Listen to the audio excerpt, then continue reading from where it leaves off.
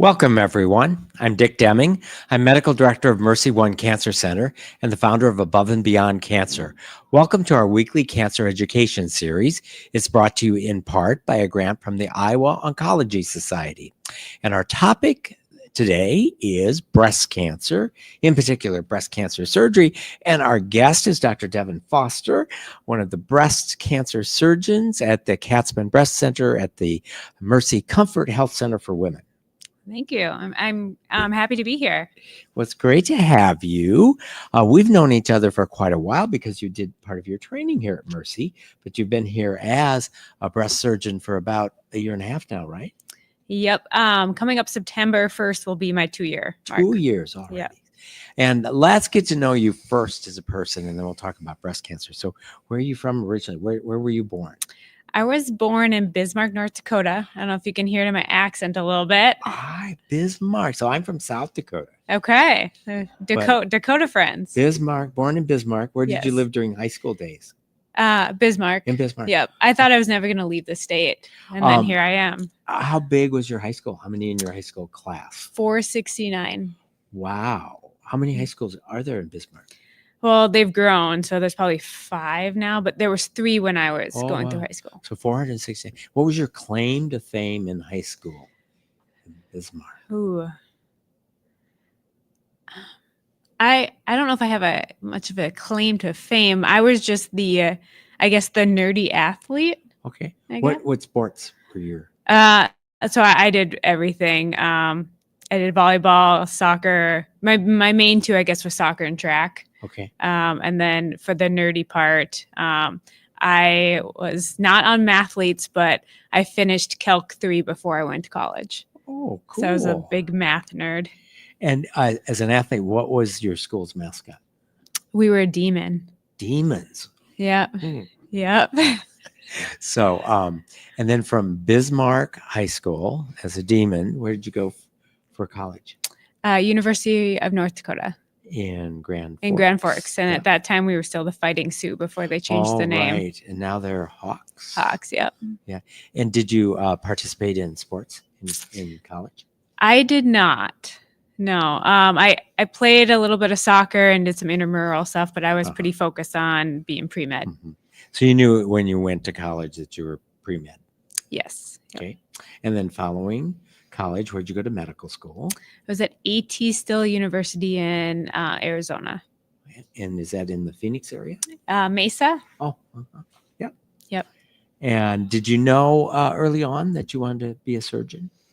I actually wanted to be a medical oncologist. And then that changed after the first year of med school. What drove you into oncology? I was diagnosed with breast cancer myself when I was 23. So I did not know that. Yes. So at the end of my first year of med school, we got the diagnosis and I started treatment, and I didn't have to take any years off of med school, and I went through it, and that set my path. Instead of I was still in the oncology route. But I was really interested in like the whole surgery perspective. And so that put me down that road. So you were in medical school when you were diagnosed? Yep. At the end of my first year. Wow. Which I think the only reason, being self-aware, going through the classes, having patient encounters was probably the only reason why I was aware and it was caught early. But yeah. And what was it like going through breast cancer treatment while a medical student? Terrible. Did you take off time? Did you withdraw? No. I was not a very good patient. So I definitely can empathize with my patients that are very against doing certain parts of the treatment. Because I was kind of like that myself, because my focus was on, I need to get through med school. I want to be a doctor. And then I had this like roadblock in the way that I was trying to kind of navigate around. Right. So I often tell my patients, you're the boss. I work for you. You were telling your doctors, I'm the boss. You work for me. This is what we need to do to get me through medical school and cure my breast cancer. Yeah. Without making me go an extra year. Pretty much. Yeah. Yeah. And there was only 2 teachers that knew that during that process that had to know, because I had to miss certain classes. And so they knew about the diagnosis, but we pretty much kept it a secret from everybody else. So even that had to be stressful. Yeah, I think most of my medical year, I was like school years, I was kind of in denial and going through the process, and it didn't really like affect me actually until I got to fellowship, in which Mm. I was like seeing only breast cancer patients, focusing on that, seeing young women getting cancer, and then seeing them get recurrences really affected me, and that kind of like made me realize that I'm just like them, basically. Mhm. So, for those who don't know, maybe describe the years of education and the pathway to becoming a breast cancer surgeon.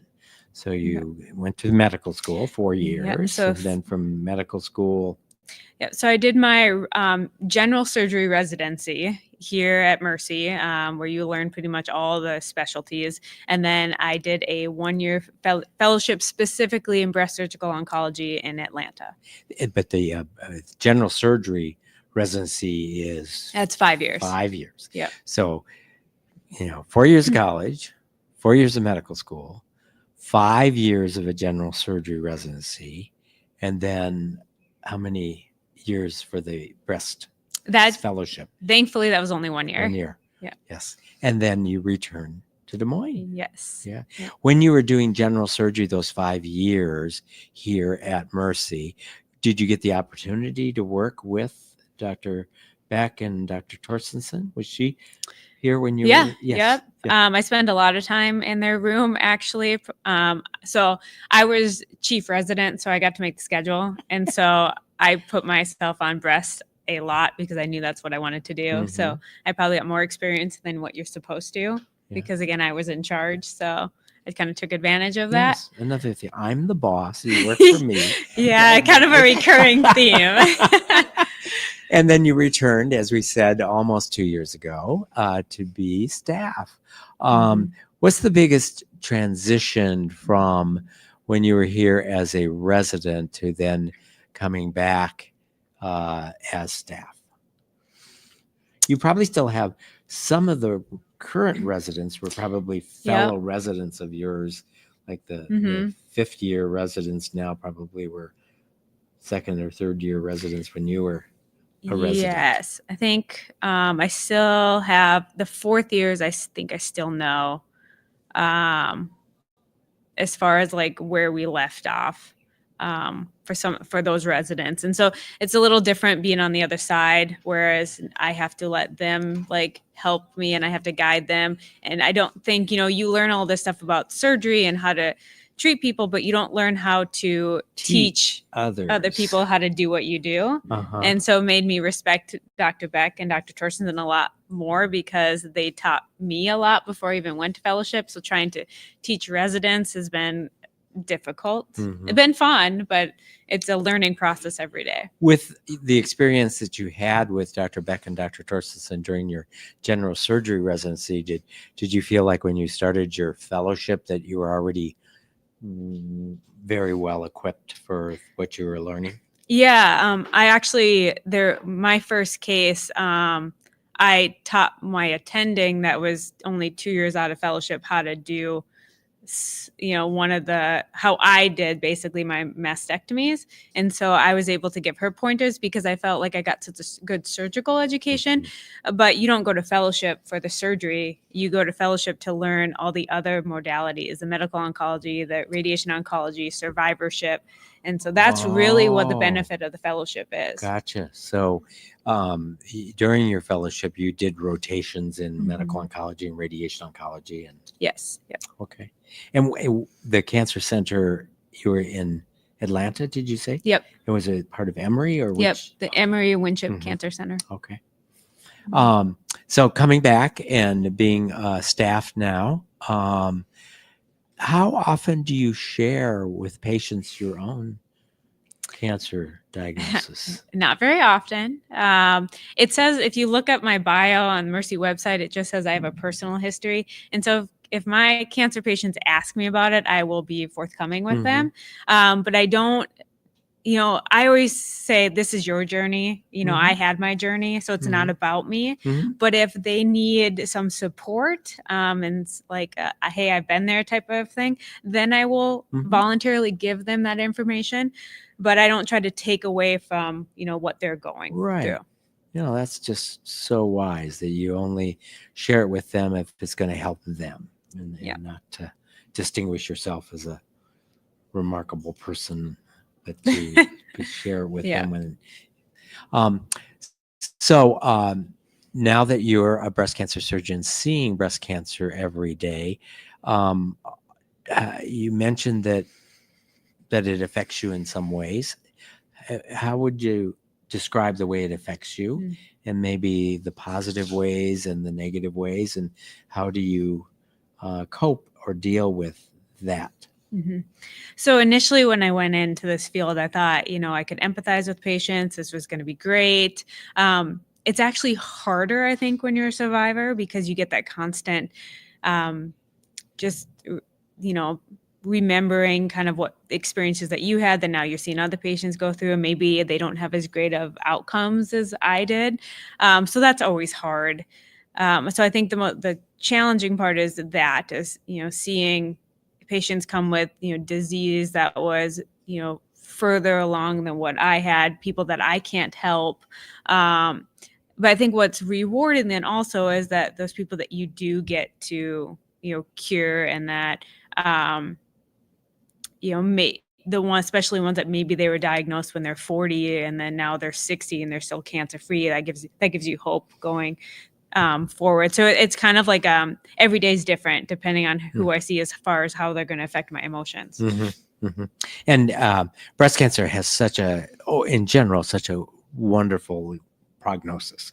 So Mhm. breast cancer is the most common cancer in terms of incidence, but probably 80% of all breast cancer survivors are cured of their cancer. And so Mhm. fewer deaths when it comes to breast cancer than something like lung cancer, or even like pancreas cancer, which Mhm. is rare in terms of incidence, but high in terms of mortality. So there's a good opportunity for hope and optimism with most of our patients. Mhm.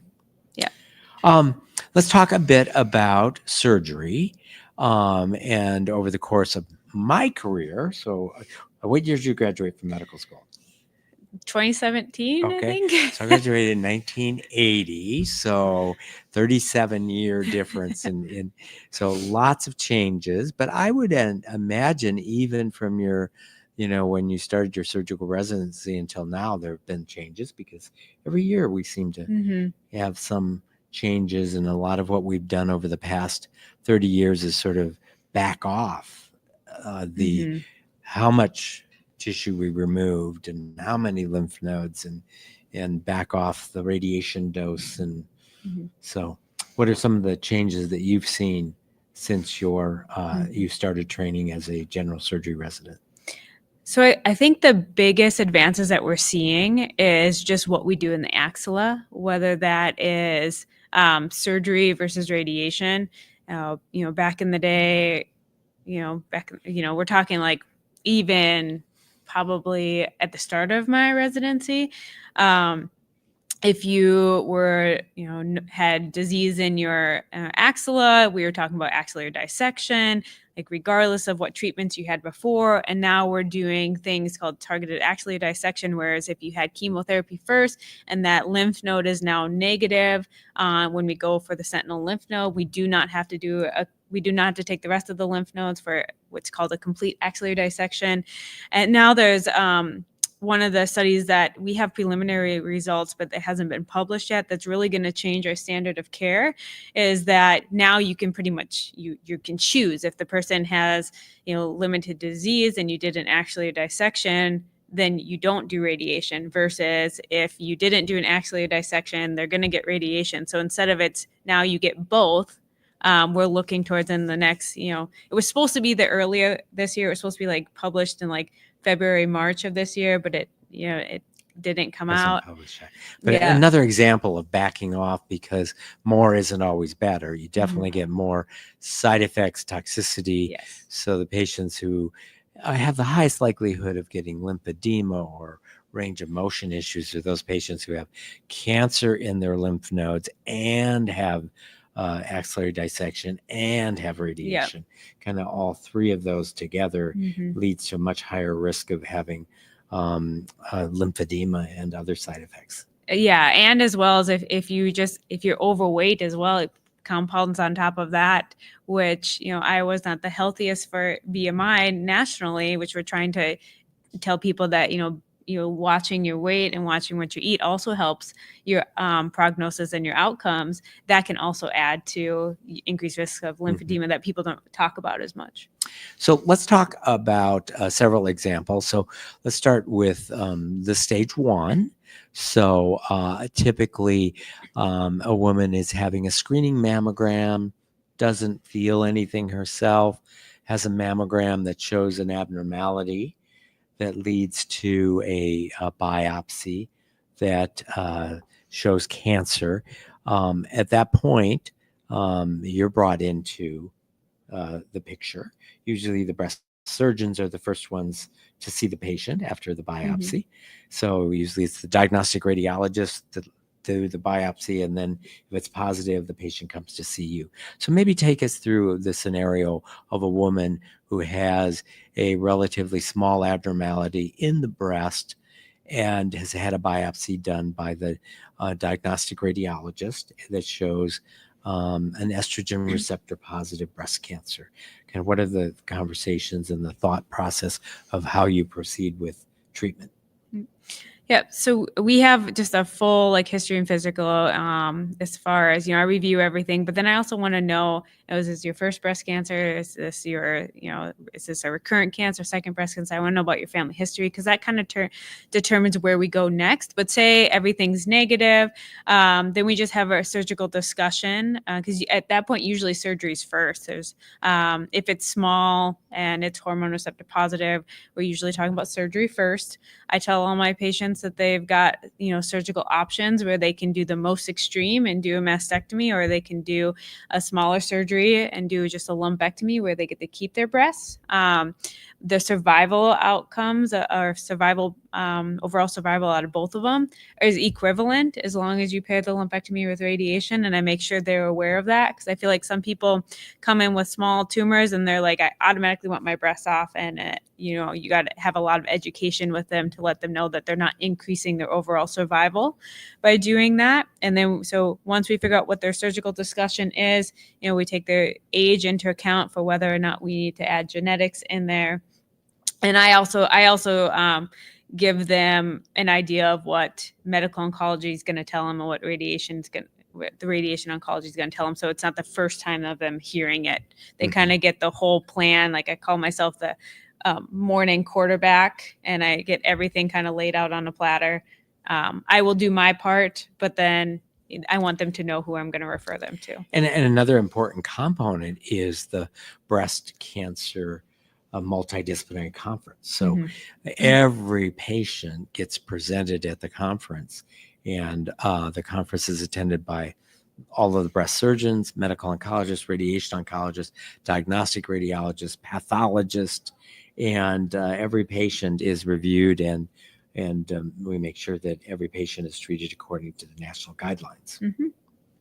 So in that particular patient, I would say my experience is most patients do choose lumpectomy if they don't have any mutations, strong family history, it's their first cancer, stage 1, most of them opt for the lumpectomy, a sampling of the lymph nodes, breast radiation, and then typically some anti-estrogen therapy. That would be the most common regimen for that class of patients.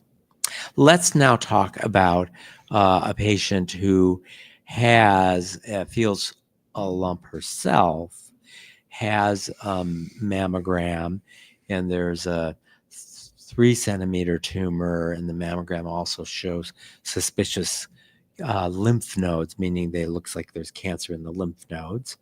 They have a biopsy of the breast tumor, a biopsy of the lymph node, and both of those are positive. And let's say this patient, in addition to being estrogen receptor positive, also is HER2 positive. maybe explain what does HER2 positive mean, and then what would be the path for a patient like that? So HER2 positive just means that you have another receptor on your tumor in which grows in the presence of this protein called HER2, which we isolated like 15, 20 years ago. Back in the day, it used to mean that you had a more aggressive tumor. Your chances of survival from a HER2 positive breast cancer were lower than, somebody that didn't have HER2 positive, which, now we've just discovered that if we treat you appropriately, we can get you to the same overall survival. But when you're looking at a HER2 positive breast cancer that is either size greater than 2 centimeters or the lymph nodes involved, you're still a surgical candidate, but we do chemotherapy first. Mm-hmm. So that's been a big change. And so used to be, 30 years ago, surgery was always first, and then you decided whether to add radiation and chemo and hormones. And now we know that the certain situations, and this is one of those, where we can get great outcomes by going chemo first. What's the benefit of going chemo first in this particular situation? Yeah, so with a node positive disease, that's, we had a biopsy proven. If we were to go to surgery first without chemotherapy, you would automatically get that axillary dissection as part of your surgery. So your risk of lymphedema goes up.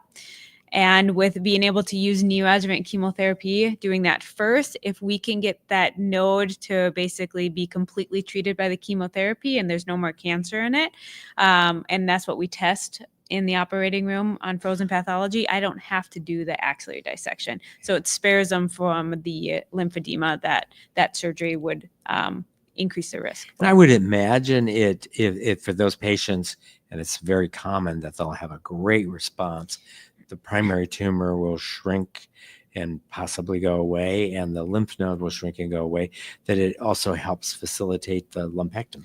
Yeah, so there would be a lot of people that come in that maybe have smaller breasts and they want breast conservation, and you see this big, large tumor, and if you were to just go to surgery, that wouldn't be an option for them. But when you do the chemotherapy and you can literally see it melt away after 1 or 2 treatments, now all of a sudden they can keep their breast. What is triple negative breast cancer? And maybe I'll let you come up with the scenario of an example of a patient with triple negative breast cancer. Let's say that has gone to the lymph node, and what would the plan be? What would be the standard of care?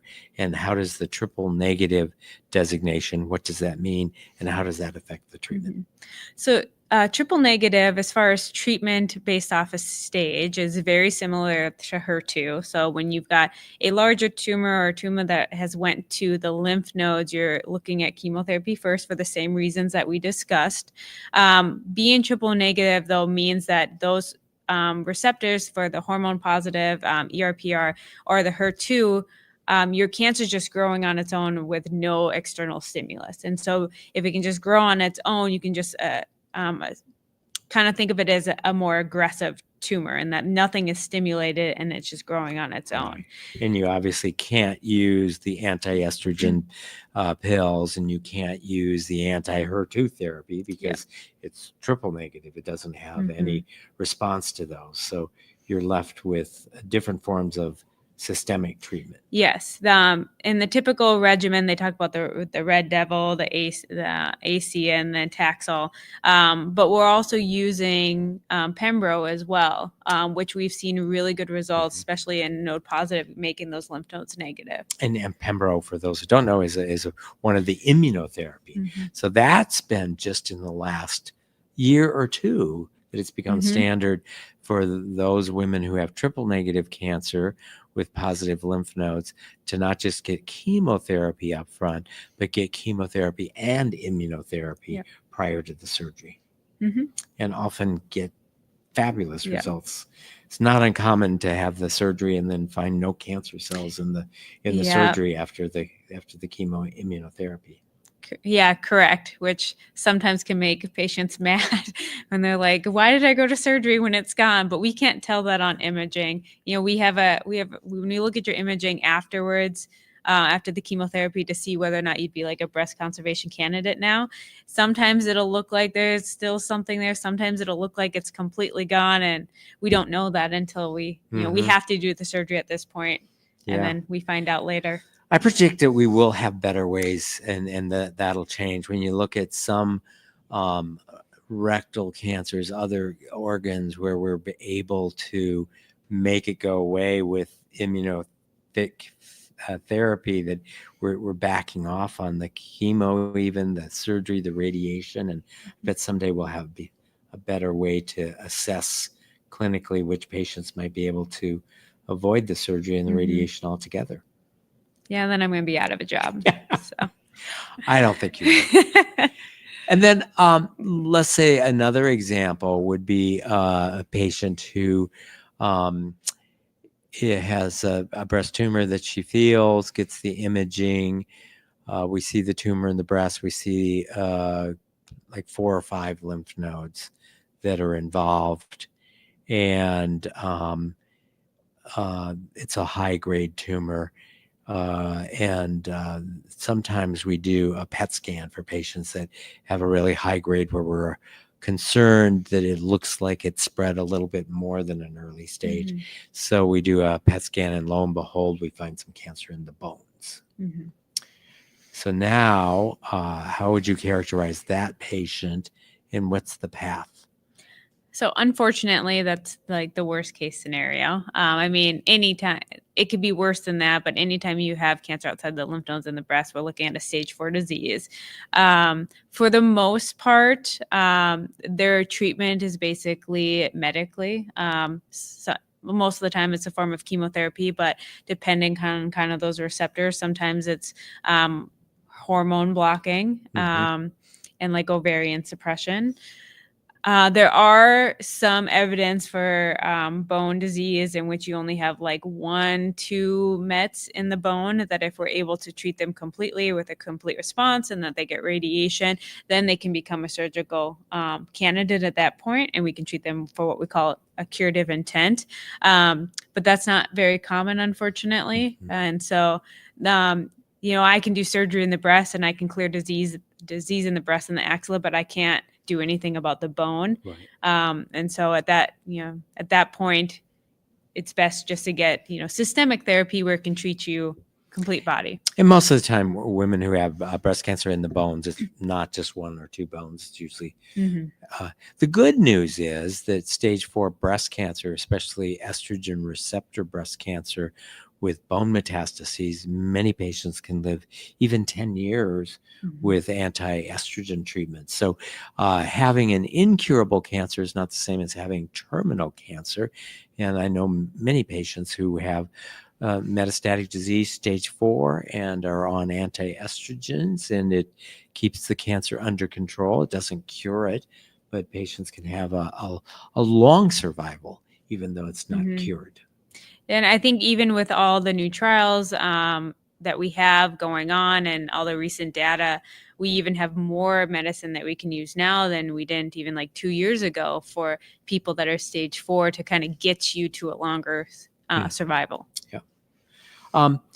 We're seeing, or I'm seeing now more than 30 years ago, women who are electing to have both their breasts removed and immediate reconstruction. And I still remember the first time I saw a patient who had both of her breasts removed, and she's in a gown, and I go to examine her, and she still has 2 breasts and nipples. And I'm going, wait, she told me she had her breasts removed. So tell us about bilateral nipple sparing mastectomy, what that is, how you as a breast cancer surgeon work with a plastic surgeon, and a little bit about the technique, and then which women are ideal candidates for having bilateral nipple sparing mastectomy. Yeah, so we can actually do this for cancer patients, or we can do it prophylactically for people that are high risk if they want to eliminate their risk for, or not eliminate it, I guess decrease it. And so there's two different patient populations in which we can do this for. The best candidates are those that basically the gravity hasn't taken a lot of toll yet, and that the nipples are still pretty like upright. We kind of judge it based off of like a line from where your inframammary fold is. If your nipple is pointed outward and above that, that makes it a good candidate. So what you can think of is if you remove the breast and you put an implant in there, you're not going to change the nipple. Like if you don't do anything else, So you basically leave all the skin in the nipple, yep. make an incision, scoop out is probably not the right phrase. Well, but remove the breast tissue that's under the skin in the nipple, leave the skin in the nipple, and then put a artificial device in, either silicone implant or a tissue expander in the place of where the breast tissue was. Yes. So, and the incision can be inframammary, can be lateral, really doesn't matter. The goal is to just remove the breast tissue itself. And we're pretty good at it. Now, that doesn't eliminate your risk for breast cancer completely. We still we quote about 1 to 3% of breast tissue still there. We can't get it all. And so theoretically, you still have a risk of breast cancer, but it's significantly lower. And we do those surgeries at the same time. The plastic surgeon, as soon as you remove the breast, plastic surgeon will come right in after me and determine what type of reconstruction he's going to do. It's not always artificial. We can also do tissue based as well. Less, that's a different patient population. But even patients that maybe they're not the best candidate just by looking at maybe they do have the toll of gravity. Sometimes the plastic surgeons can do a breast reduction and a lift, where they reduce the breast size, they lift the nipple, you heal from that for a couple of weeks, and then we can go back in and we can do, they become a nipple sparing candidate at that point.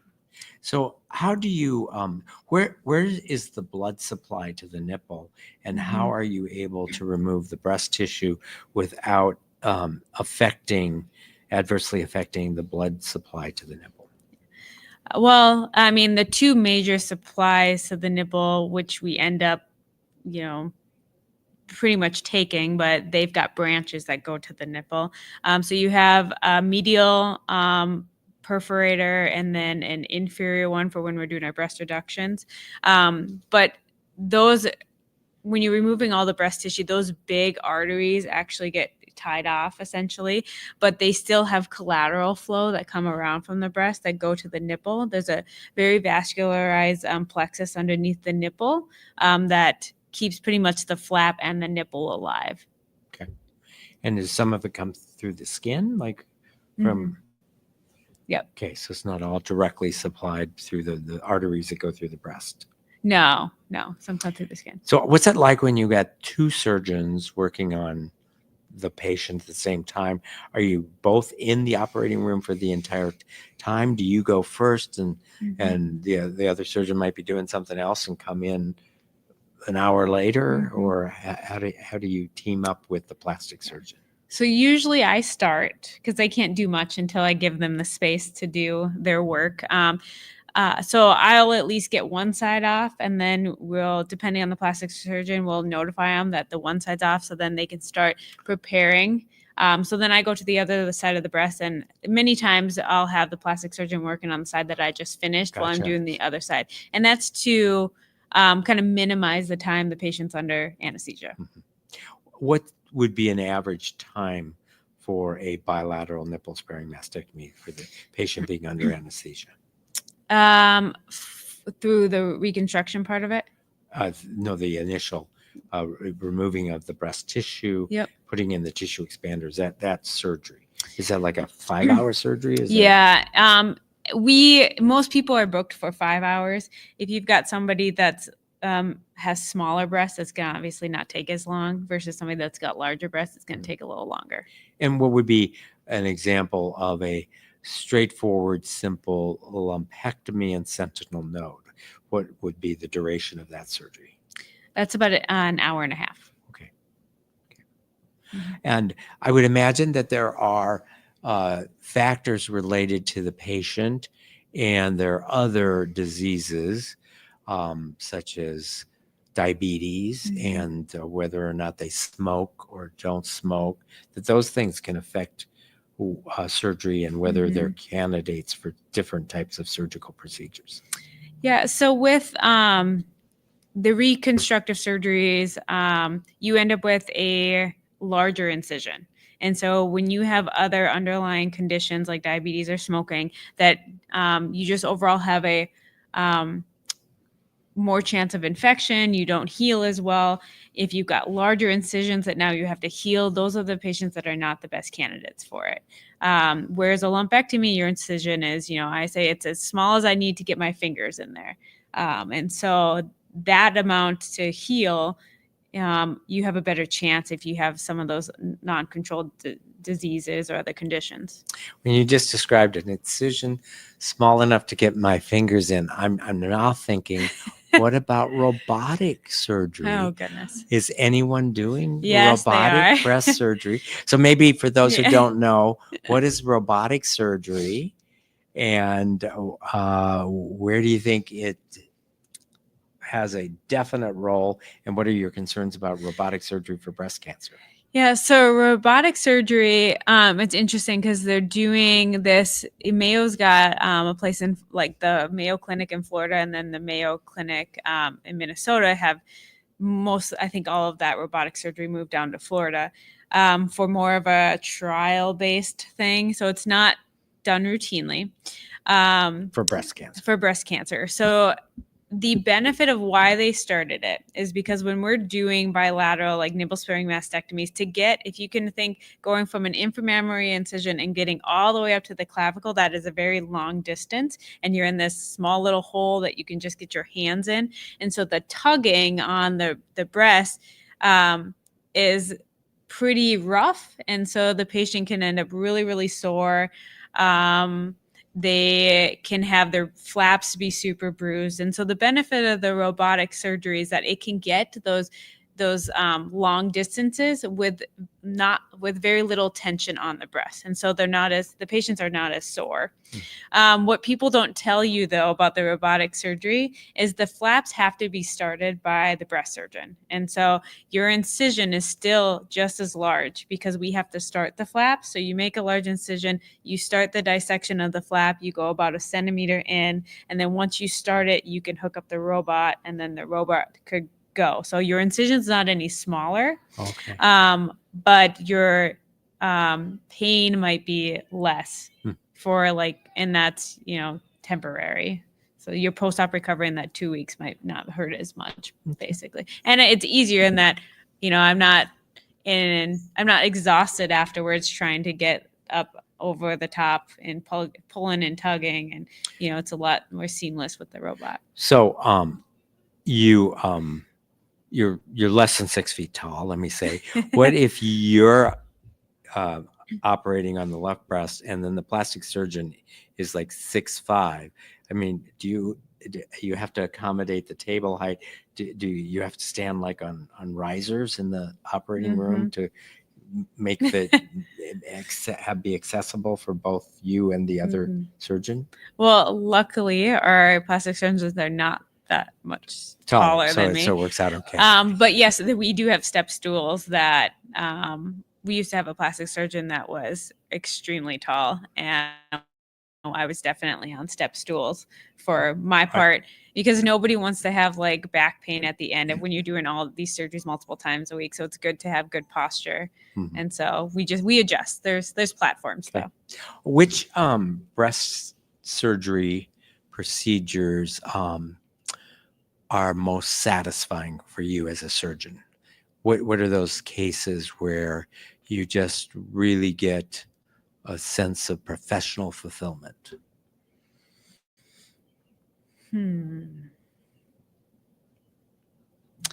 Honestly, I would say the lumpectomies, they're smaller surgeries, but they're almost the hardest.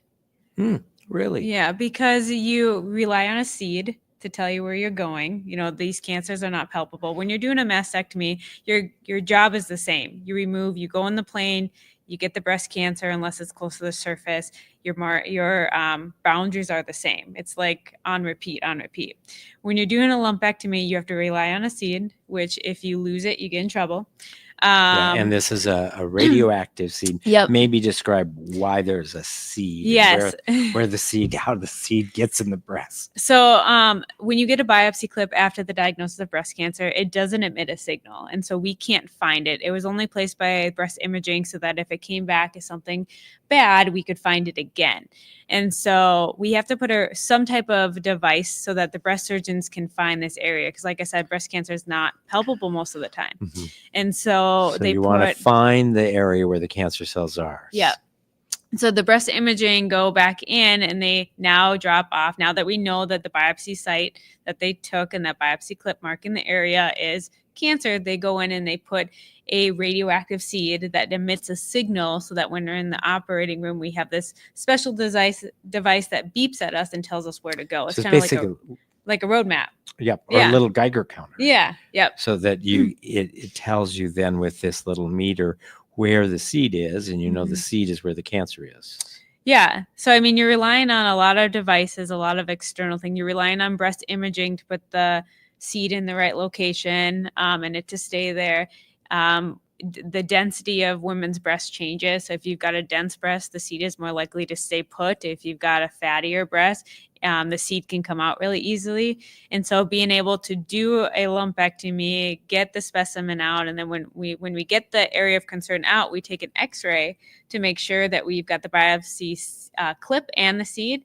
And it's always really rewarding when it's in the center of the specimen. Yes. When it's like on the edge, then you're like, okay, I feel too close to this. Let me take a little bit of a margin, and then you're like praying on final pathology that like you got it all and you don't have to go back for surgery.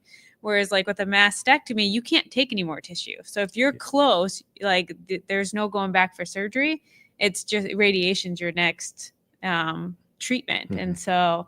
Lumpectomy always gives me a little bit of anxiety, but then it's the most rewarding when it comes out perfect. Because when it comes out perfect, it's hard to see.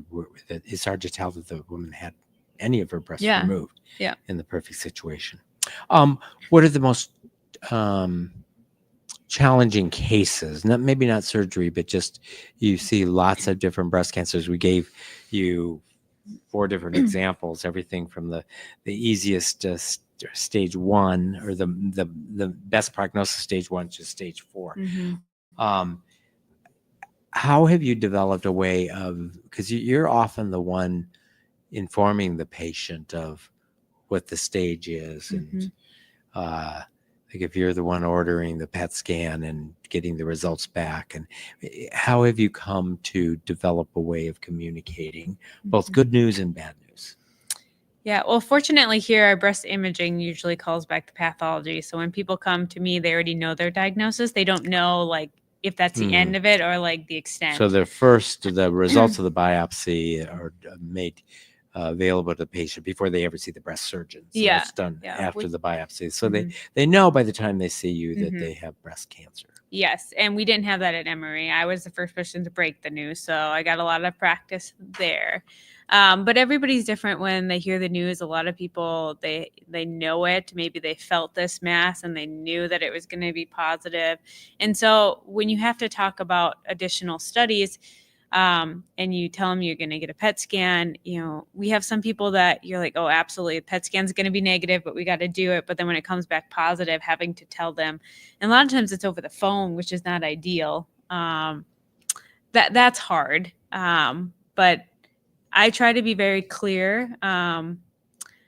And I try to be open with everything that I say. I don't like to leave anything, like any secrets or, medical oncology will talk to you about this. I don't want to step on medical oncology's like toes, but I also don't want them going in blind. And so I try to give them as much information that I can. And we just try to keep an open conversation. Right.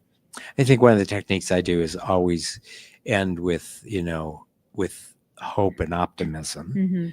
That even in those situations where it's stage 4, that there are really good treatments, and Mhm. that it's still possible that we can get this under control and, be forthright and direct and give them the honest truth, but then always end with some hope and optimism. I do quote a lot of statistics so that because the statistics with breast cancer is so favorable. And so to talk about like your chances with this particular stage, I think helps as well. So we've got about 15 minutes left. I know we're going to have lots of questions. So we've got a live studio audience here, and boy, are they alive. So we're going to let our live studio audience have first dibs of the questions, and then we'll go to our virtual viewers. So if you're watching us live streaming, please put your questions in the comment section of the software you're using to watch us. So we'll start with our studio audience. My question was, and I was kind of surprised to hear this, a double mastectomy that some women prefer or initially request because they want to get it all. But I was surprised to hear that it doesn't improve the outcome necessarily. That's interesting. Has that been known for a while? I guess I didn't know that. Yeah. So I think when people come in for the initial bilateral mastectomy, it's out of fear. It's scare. They have the diagnosis of cancer. They won't want the chance of it coming back or getting it on the other side. And now when we quote overall survival. And so the overall survival is the same. It doesn't mean the recurrence is the same.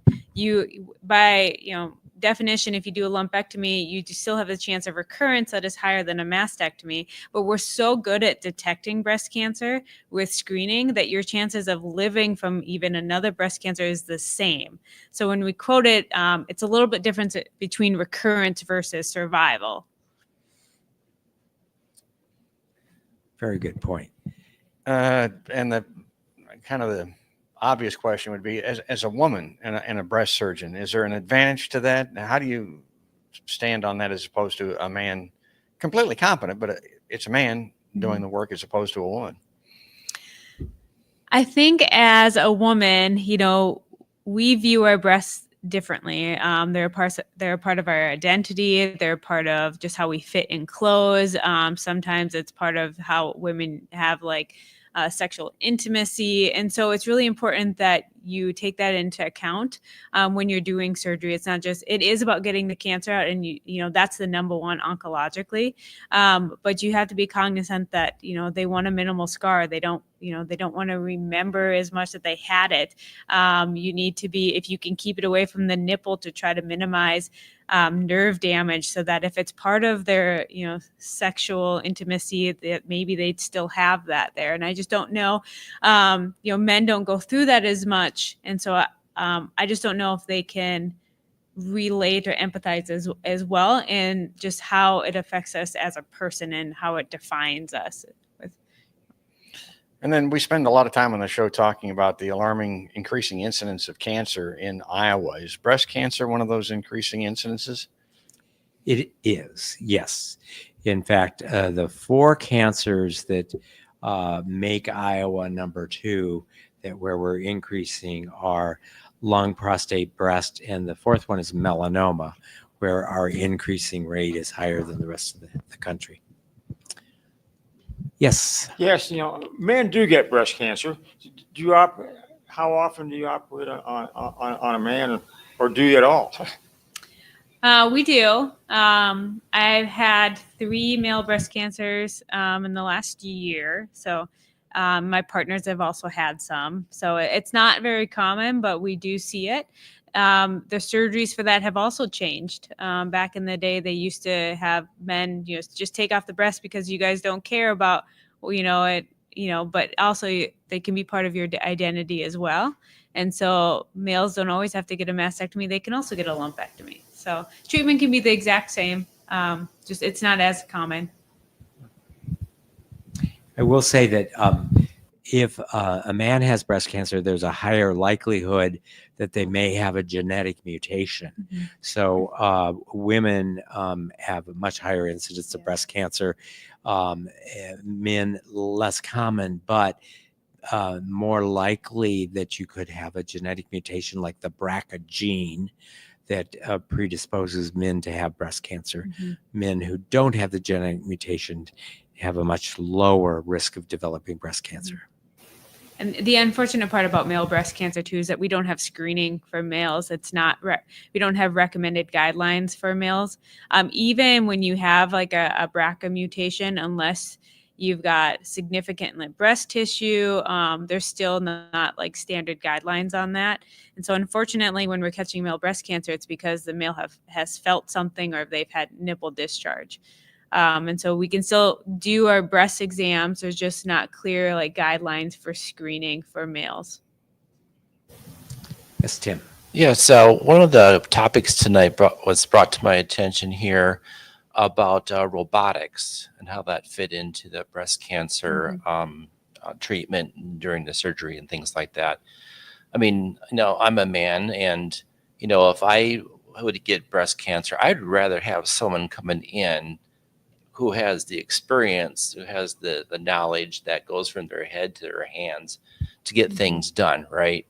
So now a robot comes in, but how does the robot actually know what to do, where to do it at, and how to do it? Yeah, we should have clarified that. It's not just like some. It's robot. not R2D2 Yeah. that walks into the operator. We don't just program little steps and it goes. So the robot is, it's a device at the side of the patient with arms that are inside of the area of concern. But then there's the actual surgeon is the one doing the surgery. They're just on a console, like in the corner. So they're not scrubbed in. They're not actually physically touching anything, but they are doing the surgery with using a console in the corner. Basically, they can see it on the screen. It's like doing a little video game, but with real tissue. Mm-hmm. So mechanically, it's more like at the carnival where there's the prizes and you're operating this crane that's going to pick it up. So it's more like that, where you're operating this crane that's going to pick the tumor out. So it's the human being is operating the robot. And, the robot's great for different surgeries. I just don't see a lot of utility in breast. And yes, but it is a wonderful tool for it. So probably too much sharing, but I had a hernia repair with the robotic, and I was back to work the next day. The healing, the minimum probably doesn't apply to breast, but the incisions are smaller. You don't have to cut through muscles, and so the recovery time for many surgeries is much faster. Same would be for prostate cancer, which is not our topic tonight, but that most men who have their prostates removed for cancer do have it done robotically. Yes, Dr. Boone. Foster, are you accepting new patients? I'm always accepting new patients. And so how would someone get a hold of you? Yeah. So I'm at Mercy One Katzman Breast Care. You can do self-referrals if you just want to get in for breast exams or high risk. We have a high risk screening program that our nurse practitioners run. But you can always get an assessment if you want us specifically. I can see you initially for the first one too, and then kind of figure out which way we need to go. But usually you just have to call Katzman. You can do self-referrals. A question that I always think of when it comes to medicine and cancer and surgeries and that type of thing. Was breast cancer always around to the degree that it is today back in olden days, or was the mortality rate so high just in general or from the cancer that it wasn't understood and wasn't attributed to breast cancers in women? Yeah, so breast cancer initially when it was discovered, it was because it was discovered so late because we didn't have screening modalities. So it was found when they found a breast mass on exam, or at that point, sometimes we had fungating tumors coming out. Tumor grew from the breast out through the skin and would be an open sore or. And so as you can imagine, the tumors being bigger at that point and us not having a lot of knowledge, the surgeries were really drastic. Removing the whole breast tissue, removing the muscle, removing all of the lymph nodes. It left women with horrible scars, horrible lymphedema. It was just very like what we would say, like if you look at some of the pictures, it's kind of barbaric, but it's the best they had that they could do. And so we've come a long way since it was first treated. Yeah, and mammography has obviously dramatically increased the number of cancers we find. One legitimate criticism, but it's still, I would say, the benefits far outweighs this small criticism. We do find some breast cancers that probably the patient, even if they'd lived to 99, would have been okay had we not found them. So some of the things that we find and surgically remove and do radiation for probably would have just peacefully coexisted in that woman's breast and not caused any health problems. So we definitely find a lot more. We find a lot more that are early stage, which leads to a much higher cure rate. The downside is we do probably find some that never would have been a problem. But in general, we know that since screening mammography became common practice, the death rate from breast cancer has gone down. So the overall result is that it's been beneficial. We have time for one more question. Any questions from our online community, George?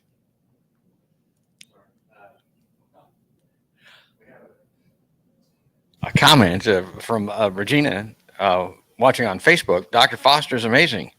Thank you, everything that you've done for me. So Excellent. I think You're that's welcome. a good way to You're end welcome. it. So, Dr. Devin Foster, breast cancer surgeon at the Mercy One Katzman Breast Care, part of the Mercy One Comfort Health Center for Women, and part of the Mercy One Cancer Center. So thank you for being here. Thanks for being our guest. Yeah, thanks for having me.